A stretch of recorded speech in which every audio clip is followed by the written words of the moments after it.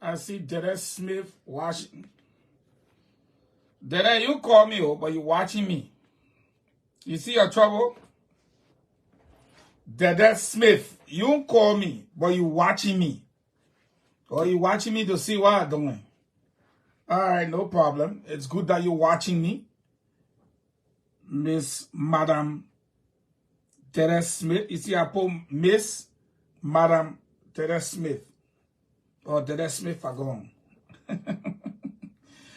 All right, guys. Good afternoon. A lot of you have been patiently waiting for this podcast today. I can see someone saying I'm Fahngonized. Oh, yeah. Please permit me, since you Fahngonized, to clean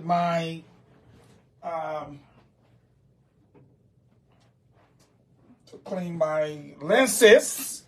Thank you. And those of you just joining, please share the video because I'm about to light fire without fear or favor.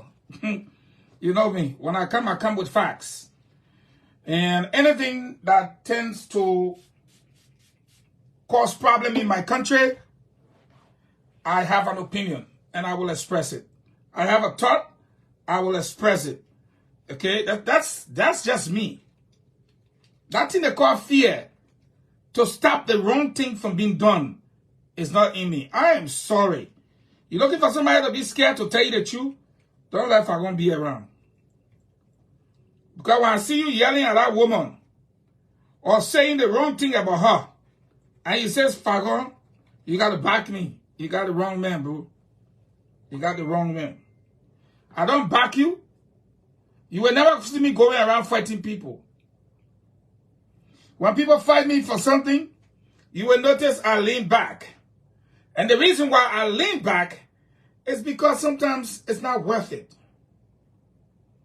Because my fight don't end. People like Aries watching me know he got a name that he calls me.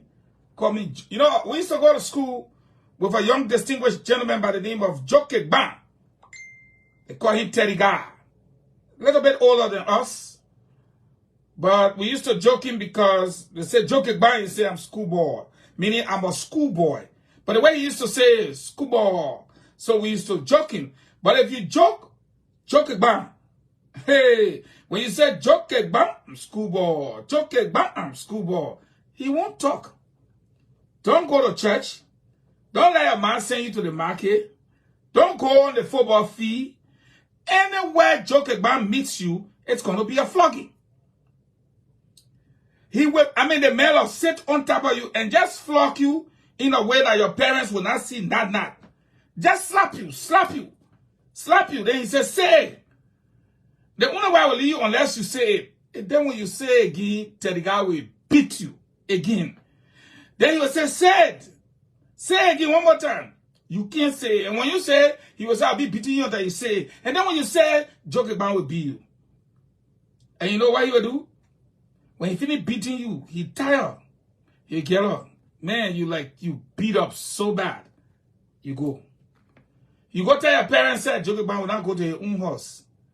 And if your parents go to a man's house, but that's why, right beside the post office there, it means there's a different flogging for you again. That's if I go, why this old time story? It's because those of us who grew up around such, that's why we have a distaste for fighting. Because our fight never ends. We'll fight you to the end. Until maybe you, even if you say stop, we'll fight you. Because you wanted a fight. And you pick a fight. So when I come to this discourse, the kind of discourse, I like to come with facts. Many of the debates we win, we don't win it because we're superior. We win it because it's just the truth. It is the truth. Okay? And so today, I have come with another truth. And that truth must be told. And I don't care who it hurt. You can't. When people look at me and say, oh, Fahngon, you want sick job. Anywhere you see a microphone and a camera, I have a job. Is somebody listening to me? Anywhere you see a microphone and a camera, I have a job. And any place people gather, I have a job. I am an orator, a gifted orator. I'm a communicator. I am a politician. A lot of times people take me to be the guy who went to school for journalism because they see me on social media, on television, on radio. I have never been in one single class for journalism. But I have done speech. I have done oratorical skills. I'm on live, please. Don't call me, please. I'm on live. Don't call me. Please. So, I'm the kind of person. You do oratorical skills. I did religion and philosophy. I did social work. I did general knowledge. I did political science. So I'm well-rounded. I'm grounded. Don't go look for my credential, my school, not online. You want from my school? The college right here in Bloomville, Tennessee. I gave the name Northeast State. And students there on campus, the campus big. The campus and the airport sharing common boundary. You go there, you see thousands of students right now. You move from there again, you want my second degree, you come to East Tennessee State University, ETSU. Go there, go ask for Eugene Fahngon. They will tell you the men are almost like a teacher. I'm not hiding credentials. So when I tell you, and when you go there and allow 21,000 students, it's a city all by itself. As anybody in Northeast Tennessee, Johnson City, they will tell you that ETSU is like a city. You can walk around it. Don't fool yourself. But why will a man like me wake up soon in the morning and say, credentials means nothing if you cannot perform? It's because credentials, in my opinion, are responsible for the poverty-stricken condition our country finds itself in today. And I have been preaching that over and over, that we need people with credentials, but more so we need people who can perform. And I have won that debate.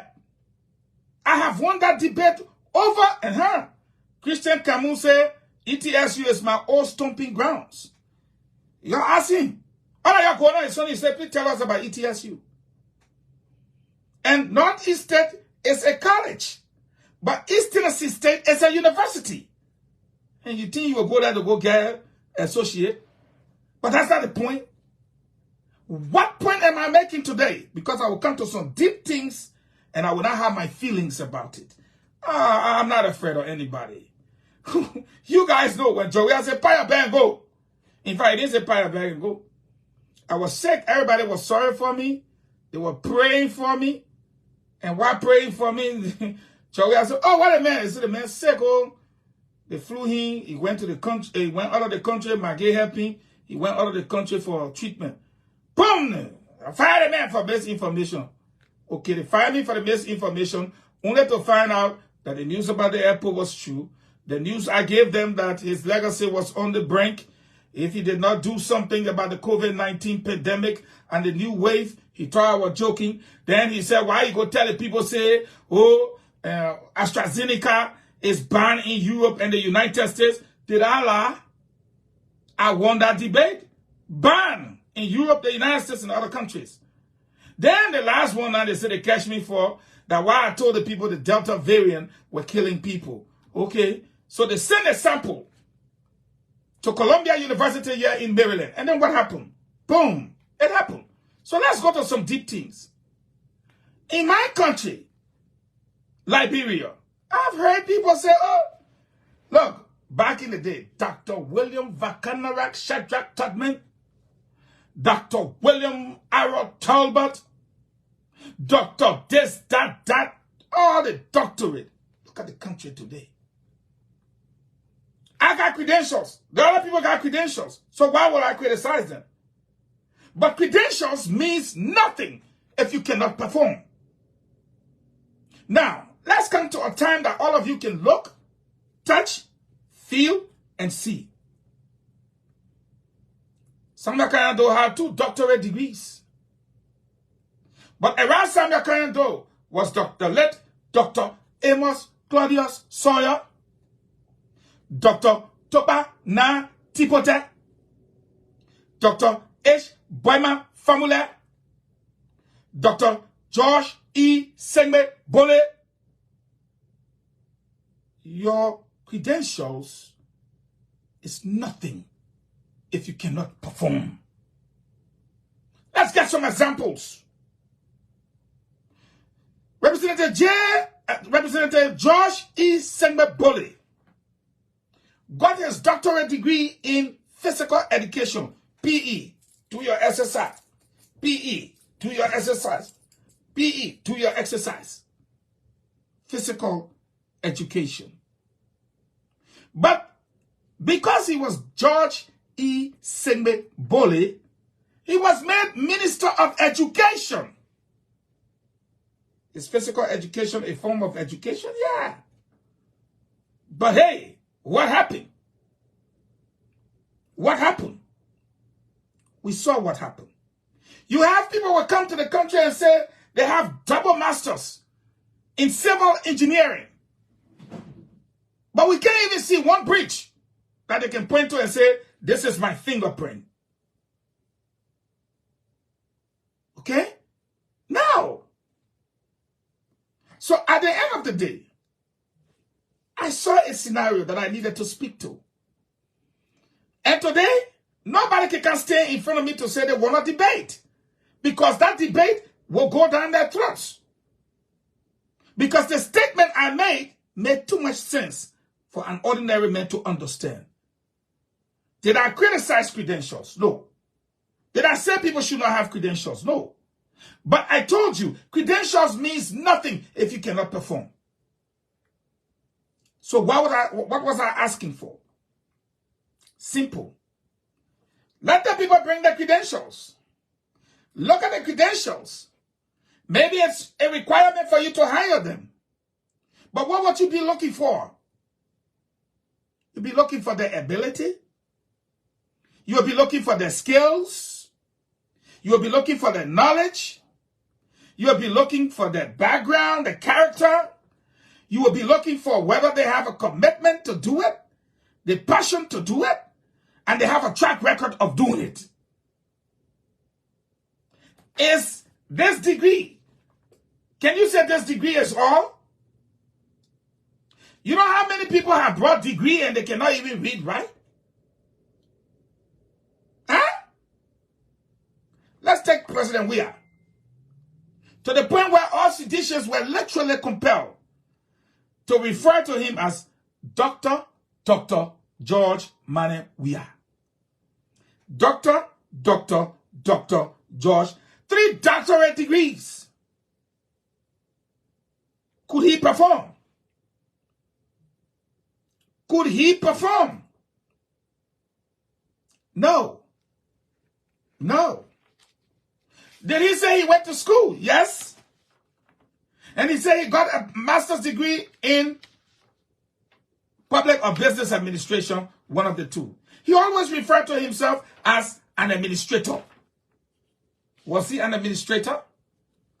Did he really acquire the knowledge? But did he have the credentials or the degree? Yes, he had a degree. But then again, we come to where I want to come to. And I want to talk to some people. I want to talk to some people. Because I see something creeping coming. People want people to be vetted. I got no objection to that. But when you talk about vetting, no matter how hard, how tough, how tough you do what you do, you will vet tired. Like people can say you will vet tired. Those people are going to the actual legal vetting committee. Who come here, will come to teach.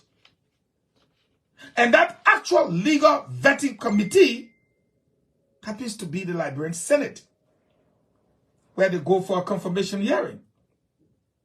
So even during the vetting process, the people vetting those people can decide to be biased and still send them. And even if they're not biased, my fellow compatriots, they don't have the authority, because no matter what they do, their vetting process is intended not to embarrass the president. The intent of it is clear. We are vetting you because we don't want to embarrass the president. That's the bottom line of their vetting process. They're not vetting you to hire you. No. Because if you go before the Senate and the Senate says, you're not fit, you're going home. What good is their vetting? It's just a first step. So, the final place for vetting a person is the Honorable House of Senate. But Fahngon, why are you saying this? It's because too many times we will look at a person who's capable of doing the job, and we're looking for a guy who has spent 30 years around the arena with a doctorate degree that he's not put to use ever. Never ever. Can somebody hear me? We had 2 years to debate. 2 years. We had 2 years to present a team to the Liberian people that had the capability to run the country. When we call people, you know, my man, my friends there in the CDC, I don't want them to look at me by excuses after excuses after excuses. Now the battle is over. You got all these people coming in. I graduated from Yale. I graduated from Princeton. I graduated from Harvard. Here, where's your fingerprint? What can I look at and put your Harvard degree on it? Where? Yes, you graduated from Harvard. But you know what? Liberia is unique. Liberia is unique. I give you a typical example. People used to say, oh, Ellen is the Harvard graduate. Nah. Ellen Johnson Sirleaf, my auntie, quote me, say Fahngon, say my Ellen. Fahngon say, you not even get bachelor's.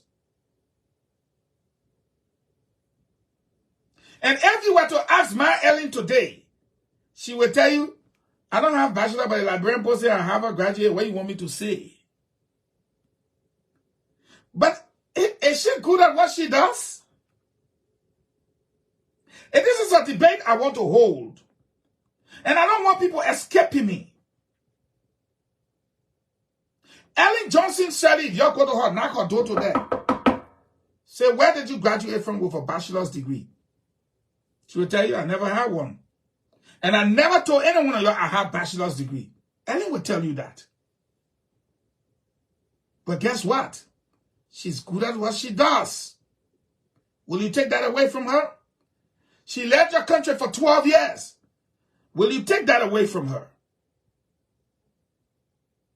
But this whole idea that everyone will exhibit their skills, work within the areas, and then you will come from somewhere and say you're from America, you're from Harvard, you're from Princeton, you're from Yale, but your fingerprints not on anything. You got no experience, you done nothing.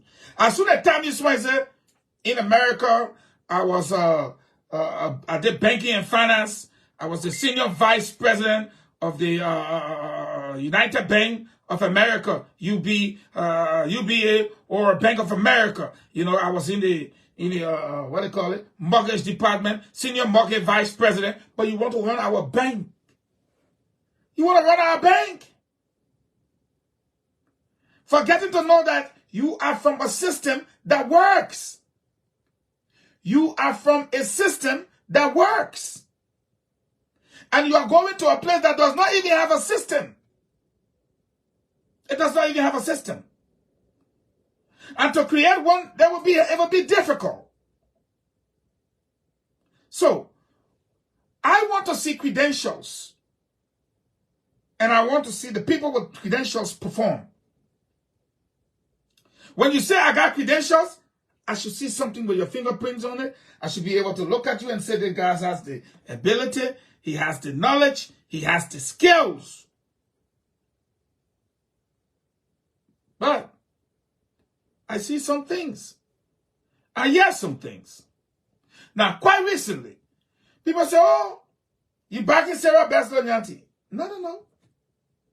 That's why I asked over 5 auditors today.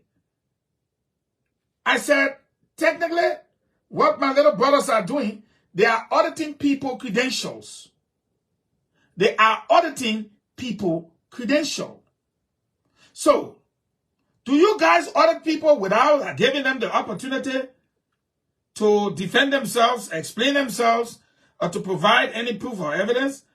All 4 auditors, 3 of which in Liberia, 1 of which is in the US, all 4 of them are Liberians. They said, no, you can never audit someone without inviting them. How are you going to get stuff? And that was my problem with Martin Colliden. My second problem with them was this, and I will say it here. Hey, you and myself, cannot be on the same team. Then you say, Fahngon, when they play the ball in the air, go on the air, don't come back, don't dress back. Because if you dress back, you'll bother with my elbow. I come in with my elbow before I hit the ball. It's a warning you have given to me. And I hear the warning, so I wouldn't do it. But we playing, you did not give me any warning. We are fighting on one team. We want to beat our opponents. The ball in the air, they flip the ball in the air. I'm dressing back to headbutt the ball. You just kick my whole head. Then you tell me, say, my man, I told you, man, I don't joke. I clear you. I don't joke. You're not so dressed back. No. Then I found something wrong with that. Because if we are on the same team and we are striving to do better and to do right by the Liberian people, then it's only fair that you say, oh, Fahngon, you said you have a bachelor's degree in political science from East Tennessee State University. Can you give us maybe your number or something, your transcript or something? I said, oh, bro, if you want to order me, no problem. Here is it. I will go grab it. I gave you my E number. I gave you everything. I gave you my graduation day. I will give you everything. But maybe my name was Jokeba. But then I had a name change. When you saw Jokeba, you didn't see my name. If you ask me, I will say the name you saw Jokeba is my name. I had a name change and I notified the university. You can ask them. But it's me. It makes things easier. Then when you just get on me, you on the same team, you attack me. In public. Come on now, folks. In public, you attack me. I thought we were on the same team. I thought we were on the same team. But what I see creeping coming is what got President Weah his first term today. I'm going to tell you. It's what got President Weah his first term and only term today. Because there were people who had passion, who fought with President Weah and brought him straight to the mansion. When they arrived at the executive mansion, President Weah felt that they were not important again. That they were not important. So, what did he do? He left the people that brought him to the mansion and brought him all his best buddies. And you know what happened there? Do I need to tell you? Do I need to tell you what happened? Then you had disenchanted seditions. He forgot that he organized a coalition. LPDP, NPP, MDR. He forgot. MDR of Nimba County alone, accounting for almost 25% of the votes. Montserrat accounting for almost 35% of the vote.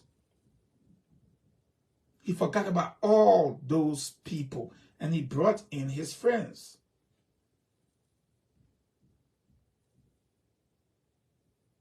And so all the people who work with him, whether from the MDR, whether from the Liberty Party, whether from the LPDP, whether from the NPP, they said, oh, sorry, thank you. Then we had by-election, WAPI. Then they brought a midterm election for WAPI. Then they brought another by-election for the replacement of people, WAPI. He didn't see it still coming. Because loyalty is not stupidity. If a person is loyal to you, it doesn't mean they're stupid. It means they're loyal. Therefore, if those people come together and join you to fight, you don't try to fight them off. My friend, you got to take into consideration their skills and their abilities and their knowledge. And when you push them aside, they go with that ability, they go with the skill, they go with the knowledge. And when they come back for you, you will look in your bank and say, well, I had this person here with this skill, this knowledge, this ability, this amount of passion, and this commitment and stuff. But where are they? They're gone. They're the ones advancing on you. You have a person that rose to the rank of Assistant Secretary General of the United Nations, and you want to trade her skills. If you say she's a fraud, then, let's investigate. But give her her day in court to explain herself. But if you don't do it, you do that, it's like you want to destroy her. That's -1 from your camp. -1 from your camp. Can you afford that? I'll say no, you can't. You can't. Right now, there are so many people who open up their chests for JMB. In the Liberty Party, the MDR, the ARCO, the LPP, and so forth and so on. It will not be in our interest for them to be fighting amongst themselves. From what I see, and the many I have spoken to, many persons are not happy. When you ask them, but His Excellency only made 12 appointments. No, nobody want to pick up our phone. Nobody want to talk. Those are normal things. Those are normal things. But when you hear that a person is about to be appointed, and you start attacking their credentials publicly, and you start, going after them. Hey, there were even people from the CDC that helped the rescue mission. Did they do it for a job? I'm not sure they did it for a job. But we have to show them some love and show them some respect.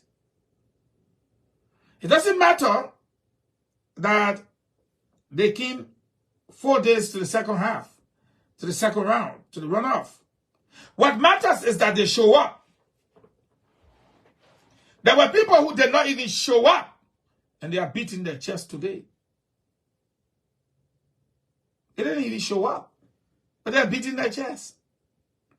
They were nowhere around. Nowhere around. And so, all of you will be on the team. Let's be on the team. What should I say? Don't fight your friend. And it brings me back to, again, I will tell you. I am a coroner. Okay? As well as an undertaker. I graduated from Johns Hopkins. Okay. There's a dead body in there. Can you take a look and see whether you can get it ready for burial? Who? Me? Go touch the body? Well, I thought you went to school for it. Oh, I'm a pathologist. Okay. A homicide happened 72 hours ago. The body was discovered. And we think that we need to investigate further. And we need to do some forensic examination. Okay. So when you say forensic examination, what are you talking about now? Oh, I thought you pathologist. Yeah, but they say when you pathologist, you can't ask a question. If the simplest of things you cannot do, they get it so you don't even know where to start from, we can conclude that credentials means nothing without performance. And today, my coming here is to debate that issue, but nobody can come to me with that kind of talk. Nobody. And somebody called me today. Fahngon, what Yeke is doing is wrong. Why Yeke insulting the president? Why Yeke saying the president is a damn rogue? Yeke said the same thing last year, true or false? Yeke said the same thing to George Weah, true or false? He did the same thing to George Weah, true or false? Then he said, but Fahngon, what are you insinuating? The monkey does not change its black hand. A monkey will always be a monkey. And that is a fact, Ali. Thank you very much. There are some people, they do well in chaos. Take chaos away from them. They have withdrawal syndrome. Have you ever been around some people just sitting and saying that they hold it? It's because they do well in chaotic situations. And Yeke is one of those people who do well when there is crisis. He performs well when there is noise. When he gets in that element. Nonsense. If this atmosphere is chaotic and there is tension, and of course, you look at the man himself, eyes all get bulky and red. He wants to do something. At the end of the day, crisis. He goes home feeling good. Yeah, I had a good meal today, a good dose. Okay? But I said to you guys, I don't think Yeke understands what he's doing. Because there are rules that can remove him from his seat. And if that happens, he's out. He's out. Does he understand that? If 10,000 signatures say we don't want you, represent us. Clara, how you doing, Mala? You cannot force it. You cannot force it. But now, when they go for the vote on the floor, your men will throw you out because they don't want you. And Yeke needs to understand that the majority of people that voted for him came from outside his district. And he's pissing them off. Because Joe Walker is not in the house. When your colleagues make you mad, deal with them. You don't have to insult the old man. Now, let me depart on this very simple note. To all the UPs, remember it took an alliance to make you win. It took an alliance. I don't want you to see things like the CDC saw it. The moment the CDC arrived, it was all about Congress for Democratic Change as opposed to the Coalition for Democratic Change. Don't worry, I will wait. True or false? I will wait. Even at 15 seconds, I will wait. The moment the CDC arrived, it was all about the Congress for Democratic Change and not the Coalition for Democratic Change. Today, we are watching a reoccurrence of that if we're not careful. You come as UP with an alliance. But now it's like the alliance don't matter, but the attitude you're putting up is like it's UP. I warned somebody last night, I said, hey, you're ready again. You're ready, you're not arrived. So when people calling you, you don't want to pick up. People want to talk, you don't want to talk. I said, you don't need to go far. Your friends, the last time I checked in the CDC, I think Joey and 4 other people then left. All of them back here. So just go to there and ask them this strategy, how it ended up. Does not end up good. And those of you who have somehow managed to inch your way into the office of the president, let me say this to you. You never had passion in the beginning, and you never work at all, most of you. And you just now bulldozing your way in. Trust me, The people that you want to turn around and talk crap to, be careful. They got more experience than you do when it comes to political warfare. I repeat, they got more credentials when it comes to political warfare than you. And I am just saying, got to show some respect to the foot soldiers.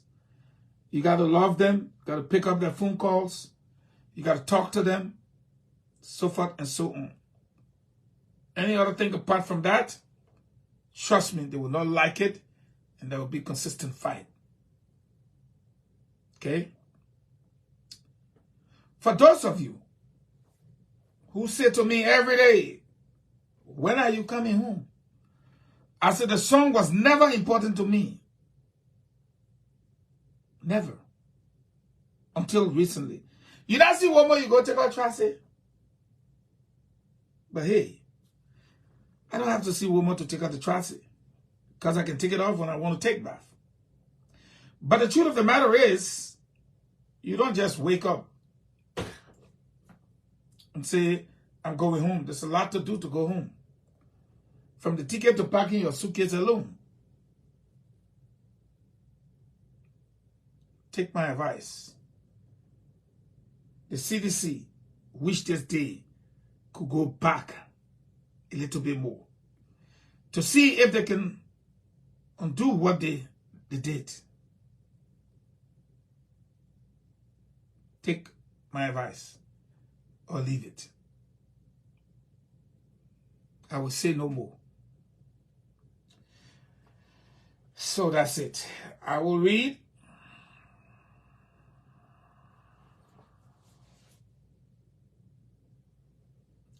You know, I heard, the people from Minnesota collected, I think, $15,000 for the rescue mission.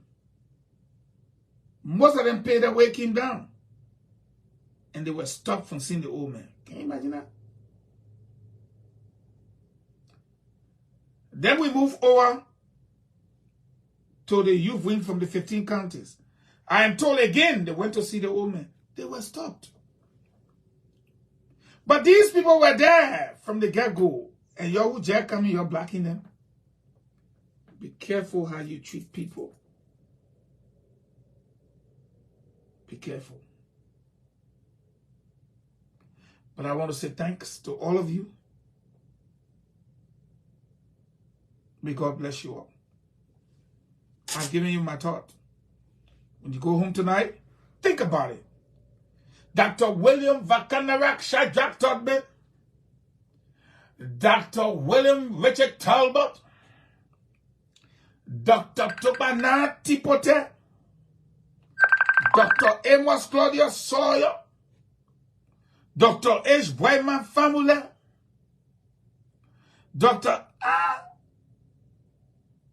Everything like doctor. Everything like doctor. But where are we today? Where are we? Or our iron ore gone, or our rubber gone, or our bauxite gone, or our diamonds gone, or our timber gone, or our, I don't even know what to call it. They're gone. May God bless you all. Think about it.